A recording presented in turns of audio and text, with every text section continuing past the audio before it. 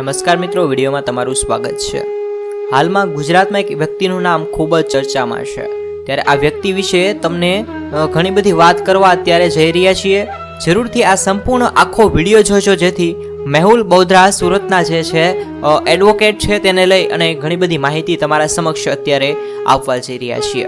આ વ્યક્તિ એટલે કે સુરતના એડવોકેટ મેહુલ બોધરા। સુરતમાં ટીઆરબી જવાનના હુમલાનો ભોગ બનેલા એડવોકેટ સારવાર બાદ હવે ઘરે પાછા પણ આવી ગયા છે અને મેહુલ બોધરાને આખા ગુજરાતમાંથી જબરદસ્ત સમર્થન મળ્યું છે। સોશિયલ મીડિયા પર તેમની તણફેણમાં જુવાળ ઊભો છે, ત્યારે લોકોના મુખે એક સવાલ છે કે રાતોરાત ચર્ચામાં આવેલા આ મેહુલ બોધરા કોણ છે?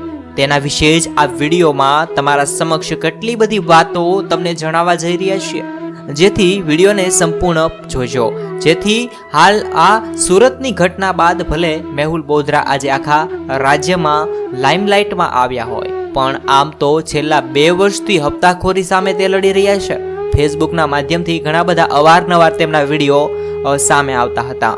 મેહુલ બોધરાનો જન્મ અમરેલીના જાફરાબાદ તાલુકાના પીછડી ગામમાં થયો હતો। સામાન્ય પરિવારમાંથી આવતા મેહુલ બોધરાના પરિવારમાં પત્ની કૃષ્ણાબેન, પિતા મનસુખભાઈ, માતા શારદાબેન અને ભાઈ મનોજભાઈ છે। તેનો સંયુક્ત પરિવાર સાથે સુરતના યોગી ચોક વિસ્તારમાં રહે છે। તેમનો પરિવાર વર્ષ 2002ની ગામડેથી જ સુરત રહેવા માટે આવ્યો હતો। જ્યારે મેહુલ બોધરા છે તેમના બાળપણના જીવનની કેટલીક બધી વાતો કરી લઈએ, અને હાલ બાળપણનો તેમનો ફોટો પણ અત્યારે સામે આવ્યો છે। હાલ આ ફોટો પણ તમે જોઈ શકો છો। પોતાના બાળપણના સંઘર્ષ અંગેની વાતચીત કરતા મેહુલ બોધરા છે તે કેટલીક વાત કરે છે, અને માતા પિતા ખેતમજૂર કરી અને ગુજરાન ચલાવતા હતા। ત્યારબાદ એટલે સંઘર્ષ અને શક્તિ બંને મારા પરિવાર અને માતા પિતા પાસેથી જ મેં શીખી છે। જી હા, મેહુલ બોધરા ખૂબ જ સારા એવા વ્યક્તિ છે। 2-3 વર્ષની ઉંમર હશે એ વખતે મને ન્યુમોનિયા પણ થયો હતો। એ ગંભીર બીમારી કહેવાતી હતી અને ઈલાજ માટે માત્ર 500 રૂપિયાની જરૂર હતી, અને મારા પિતા પાસે 1 પણ રૂપિયો ન હતો। જી હા, દુઃખદ એવો અમારી પાસે સમય હતો।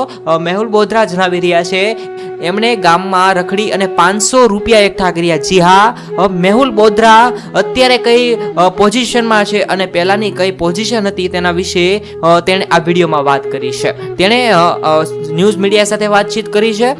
ન્યુમોનિયા થયો ત્યારે મને 46 જેટલા ઇન્જેક્શન લાગ્યા હતા, એટલે સંઘર્ષ અને શક્તિ ત્યાંથી જ આવી છે। મેહુલ બોધરા કહે છે કે હાલ હું જ્યારે 4થા ધોરણમાં ભણતો હતો ત્યારે ગામની અંદર એક જજનું સ્વાગત કરવામાં આવ્યું હતું।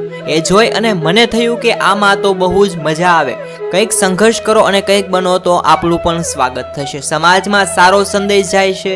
ત્યારથી જ નક્કી કર્યું હતું કે મારે જજ બનવું છે, પરંતુ વકીલ બની અને ફિલ્ડમાં આવ્યો છું ત્યારે મને ખબર પડી કે દેશના પ્રશ્નો બહુ બધા છે, બેઈમાનો બહુ છે અને ભ્રષ્ટાચારો પણ છે, સત્તાનો દુરુપયોગ પણ ઘણા લોકો કરે છે।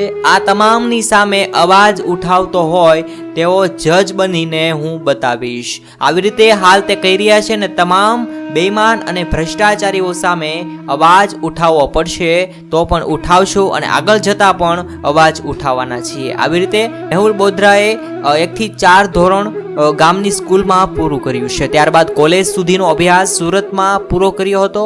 તેમણે વકીલાતની જે ડિગ્રી છે તે એન યુનિવર્સિટી વડોદરામાં લીધી છે, અને પોતાના પ્રોફેશનલ અંગે બોધરાએ જણાવ્યું છે કે હાલ સમાજ સેવાની સાથે હું વકીલાત પણ કરું છું। સુરત ડિસ્ટ્રિક્ટ કોર્ટ અને ગુજરાત હાઈકોર્ટમાં પણ મારા કેસ ચાલે છે।